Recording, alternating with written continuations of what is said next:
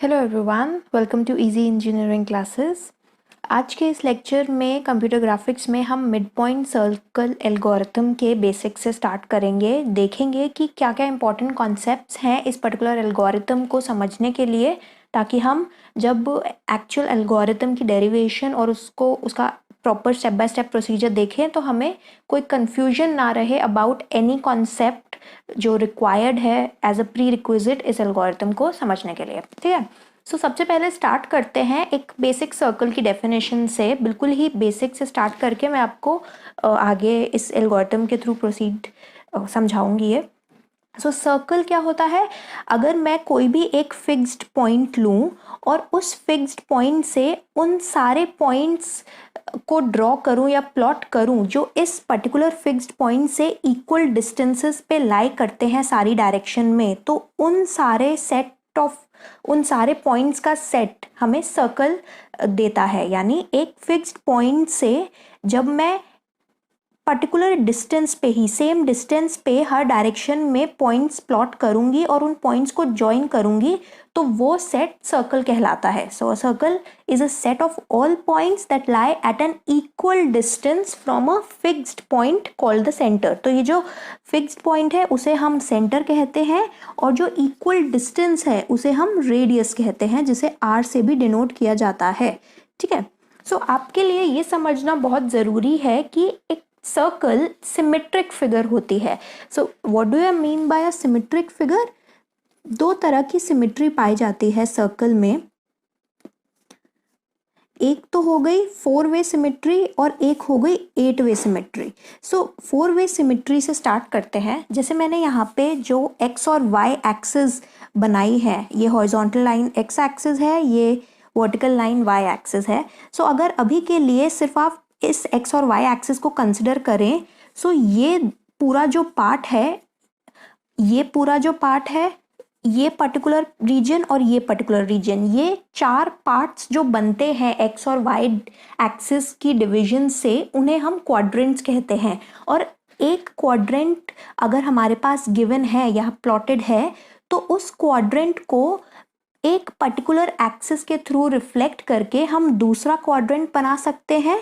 और जब हमारे पास दो कॉन्जिक्यूटिव क्वाड्रेंट्स बन गए हैं तो उसे किस दूसरी एक्सिस पे रिफ्लेक्ट करके पूरा कंप्लीट सर्कल बना सकते हैं। जैसे यहाँ पे ये दो पार्ट्स या इस पर्टिकुलर रीजन को हम क्वाड्रेंट 1 कहते हैं, इसे कहते हैं क्वाड्रेंट 2, क्वाड्रेंट 3, ये दोनों रीजन्स मिला के, और इसे कहते हैं क्वाड्रेंट 4। ठीक है, सो अगर आपके पास क्वाड्रेंट 1 प्लॉटेड है सपोज, तो आप एक्स एक्सिस पे जब इसकी रिफ्लेक्शन प्लॉट करेंगे तो आपके पास क्वाड्रेंट 4 प्लॉट हो जाएगा। और क्वाड्रेंट 1 और 4 को मिला के आपके पास एक सेमी सर्कल प्लॉटेड है, जिसको वाई एक्सिस के थ्रू रिफ्लेक्ट करके आप next half of the circle या remaining half of the circle भी प्लॉट कर सकते हैं। सो सिमेट्रिक फिगर होने का ये एडवांटेज है कि अगर एक पार्ट या एक सबसेट पता है हमें सर्कल का, तो हम दूसरा सबसेट बता सकते हैं। लेकिन इससे और एफिशिएंट तरीका है सर्कल को ड्रॉ करने का, एक सर्कल की दूसरी प्रॉपर्टी यूज करके, जो कि है 8-वे सिमेट्री, जो मैंने आपको अभी बताना है। सो 8-वे सिमेट्री।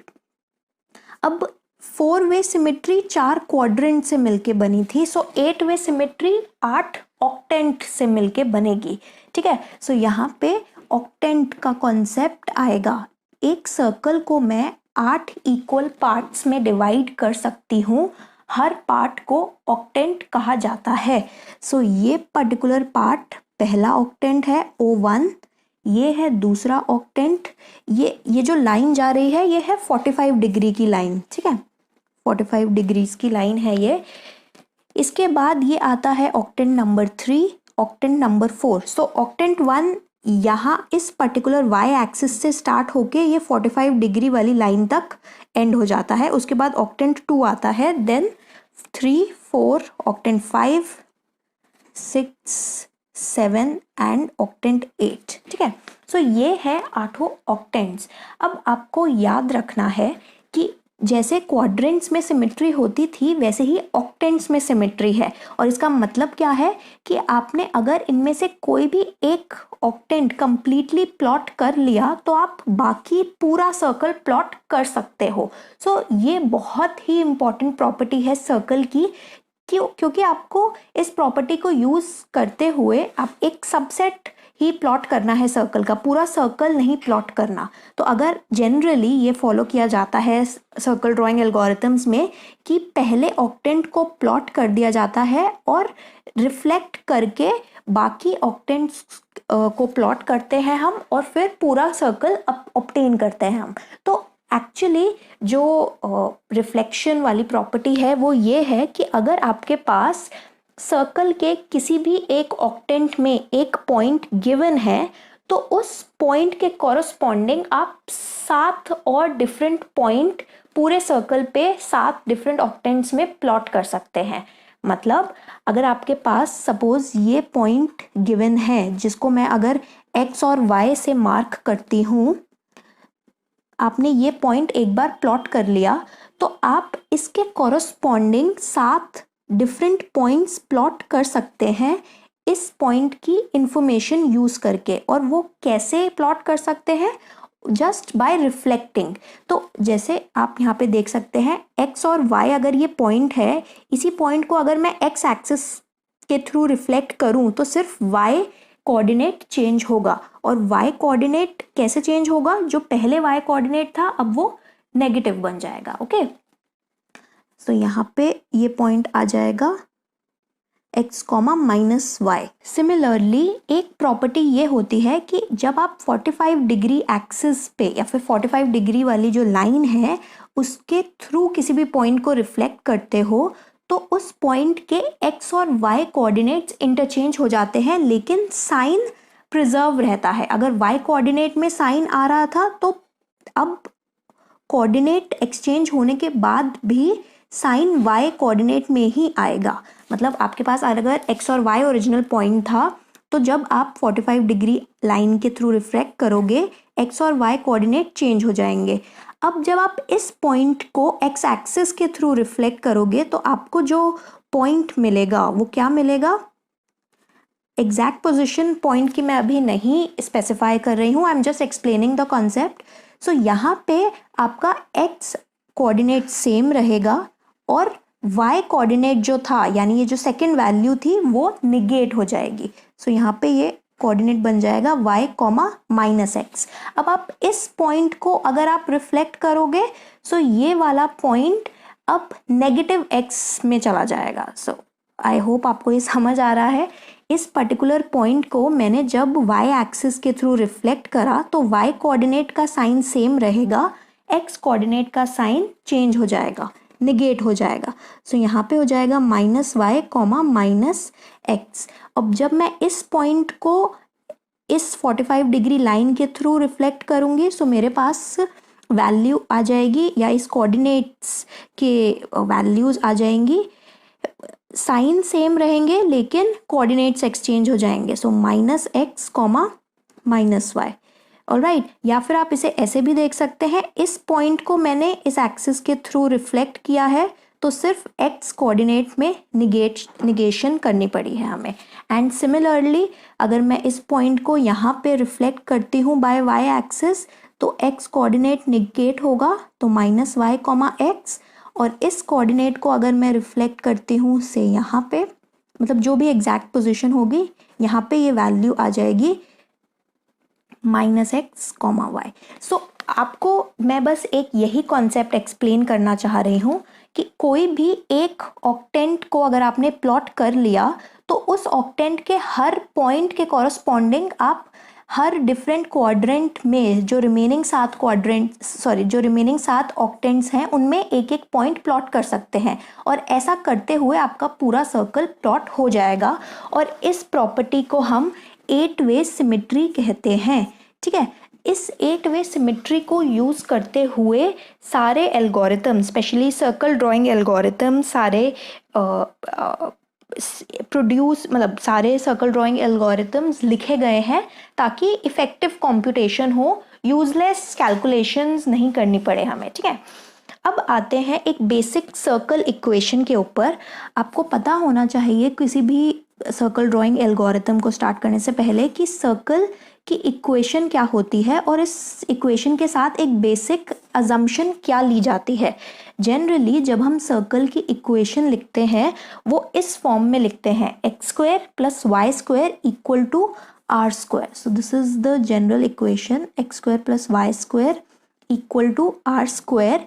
लेकिन यहाँ पे जो ध्यान रखने वाली बात है, इस इक्वेशन में हमेशा ये अजम्पशन ली जाती है या ये अज्यूम्ड होता है कि जो भी सेंटर है वो ओरिजिन पे लाई करेगा, यानी 0,0 पॉइंट पे लाई करेगा, तभी ये सर्कल की इक्वेशन बनेगी। अगर ये सेंटर 0,0 या ओरिजिन पे नहीं लाई कर रहा तो यहाँ पे x और y कोऑर्डिनेट में से जो भी सेंटर के कोऑर्डिनेट्स हैं x और y कोऑर्डिनेट्स वो सबट्रैक्ट किए जाते हैं ताकि सर्कल एक्चुअली सेंटर पे लाई करे और उसके अकॉर्डिंग हम इक्वेशन लिखें।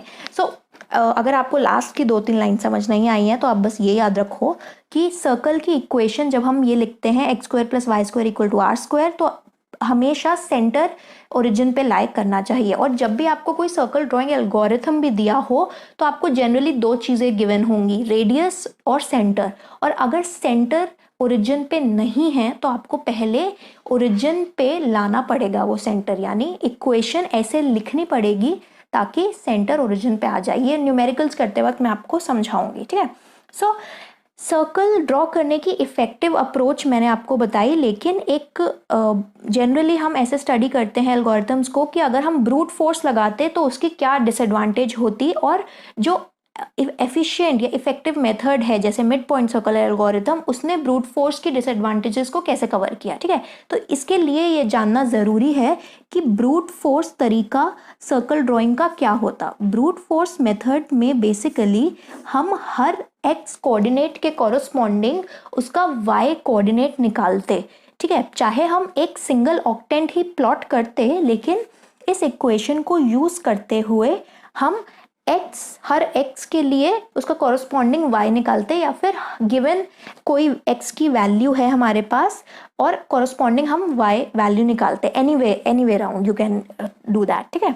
सो अगर मैं कंसिडर करूं कि पहले क्वाड्रेंट में अगर मैं ब्रूट फोर्स अप्रोच कंसिडर करूं तो पहले क्वाड्रेंट में हम कैसे प्लॉट करते। यहाँ पे सर्कल वेरी कर रहा है एक्स कोऑर्डिनेट वेरी कर रहा है 0 से r के बीच में, क्योंकि सेंटर से इस पॉइंट तक का डिस्टेंस होगा r यानी रेडियस। सो x की वैल्यू इनिशियली 0 है क्योंकि सेंटर 0, 0 पे है, और मैक्सिमम वैल्यू क्या जा रही है इस पर्टिकुलर क्वाड्रेंट में या किसी भी क्वाड्रेंट में, r, ठीक है। This is point r, x coordinate r।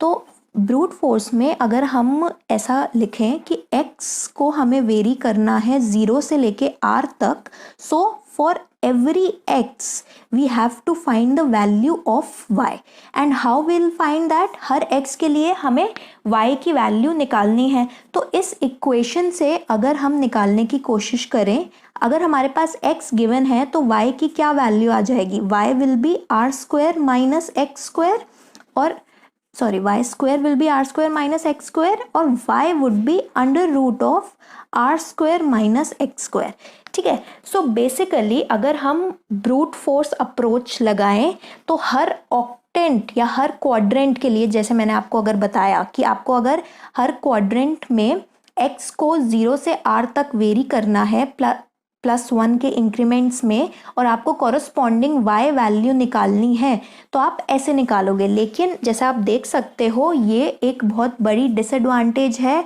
Her step में स्क्वायर रूट कंप्यूट करना बहुत ही कॉम्प्लेक्स कंप्यूटेशन है। मतलब अगर हम इसे अवॉइड कर सकते हैं तो बहुत ही अच्छा रहेगा, टाइम कम लगेगा, कैलकुलेशंस कम लगेंगी। सो this is a very big disadvantage of brute force method, जो कि mid point circle algorithm cover करता है, ऐसी स्क्वायर रूट कैलकुलेशंस वो नहीं करता, ठीक है। सो ये बेसिक 2 कॉन्सेप्ट्स थे जो आपको पता होने चाहिए मिड पॉइंट सर्कल एल्गोरिथम पढ़ने से पहले। 2 चीज़ मैंने आपको मेजरली यहाँ पे बताई। सर्कल को डिफाइन करने के बाद मैंने आपको बताया कि सर्कल एक सिमेट्रिक फिगर होती है जिसमें 4 वे सिमेट्री तो होती ही है, साथ साथ 8 वे सिमेट्री भी होती है।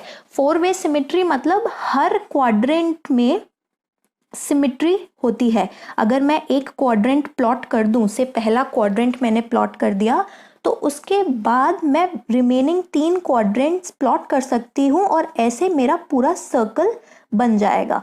और अगर मैं और रिफाइन करूँ सिमेट्री ऑफ सर्कल को, तो हर ऑक्टेंट में भी सिमेट्री होती है। यानी अगर मैंने एक ऑक्टेंट डिफाइन कर दिया या एक ऑक्टेंट के सारे पॉइंट्स प्लॉट कर दिए, तो फिर मुझे सातों रिमेनिंग ऑक्टेंट्स के पॉइंट मैं प्लॉट कर सकती हूँ रिफ्लेक्ट करके, जैसे मैंने आपको यहाँ पे बताया।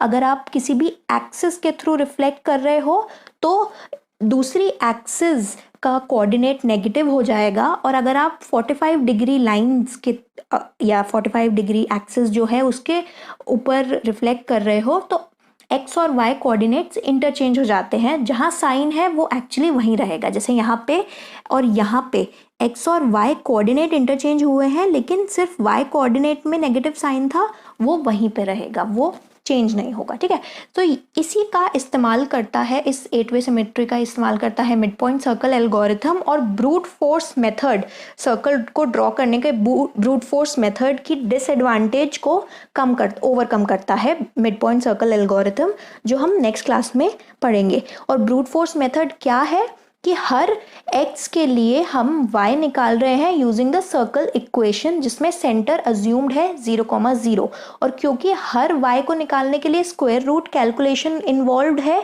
स्क्वायर और स्क्वायर रूट कैलकुलेशंस को अवॉइड करने के लिए हमें बेटर एल्गोरिथम्स चाहिए, और ये हम नेक्स्ट क्लास से पढ़ेंगे, मिड पॉइंट सर्कल एल्गोरिथम और ब्रूट या Bresenham circle drawing algorithm. Okay, so I hope आपको ये लेक्चर क्लियर हो गया होगा। So that's all for today's lecture. अगर आपको कोई भी डाउट्स हैं आप हमसे पूछ सकते हैं, यूट्यूब के कमेंट सेक्शन में आप मेंशन कर सकते हैं, या फिर आप हमारे Facebook page easy engineering classes के नाम से फेसबुक पेज है हमारा, उस पर भी जाके वीडियो के नीचे कमेंट सेक्शन में अपनी क्वेरीज मेंशन कर सकते हैं। आप हमें फेसबुक पेज पे सब्जेक्ट से रिलेटेड पर्सनल मैसेज भी ड्रॉप कर सकते हैं इन केस आपको कोई भी क्वेरी है, डाउट है। Will try to get back to your questions as soon as possible. Please हमें इस वीडियो का फीडबैक ज़रूर दें, हमें बताएं और कौन से एल्गोरिथम्स आप पढ़ना चाहेंगे, कैसी लग रही हैं आपको videos, and that would be really helpful for us. So that's all for today. Thank you for watching, stay tuned, good luck.